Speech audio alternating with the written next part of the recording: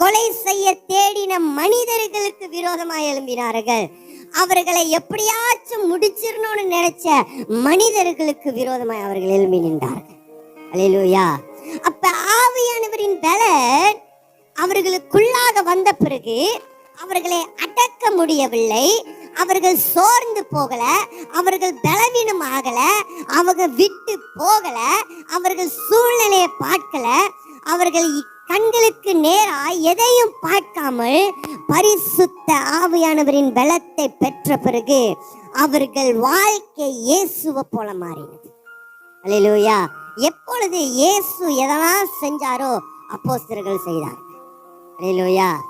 அப்ப இவர்கள் செய்த காரியங்கள் எல்லாம் இயேசு செய்தது போல ஆனது. அப்ப பரிசுத்த ஆவியானவரின் பலன் வரும் பொழுது, பரிசுத்த ஆவியானவரின் பலன் நம்மளுக்குள்ள இருந்தால், அவருடைய அபிஷேகம் இருந்தால், அவருடைய வல்லமை இருந்தால், அவருடைய வரங்கள் இருந்தால், நான் பழைய மனுஷனை போல அல்ல, நான் புதிய மனுஷனாக மாறி என் வாழ்க்கை பிறன் பார்க்கும் பொழுது இயேசுவை பிரதிலித்து காட்டும். அல்லேலூயா, அல்லேலூயா. அப்ப என் வாழ்க்கை என்னைக்கு பரிசுத்த ஆவியானவரின் பலன் எனக்குள்ள வருகிறதோ அன்னைக்கு என் வாழ்க்கை இயேசுவை போல மாறும். அல்லேலூயா. இயேசுவை போல மாறும் பொழுது என்ன நடக்கிறது? அதான் இயேசு சொன்னார், நான் செய்ததை காட்டிலும் நீங்கள் பெரிய காரியங்களை செய்யுங்க. ஏன்னா இயேசுக்குள்ள வழி நடத்துகிற பரிசுத்த ஆவியானவர்.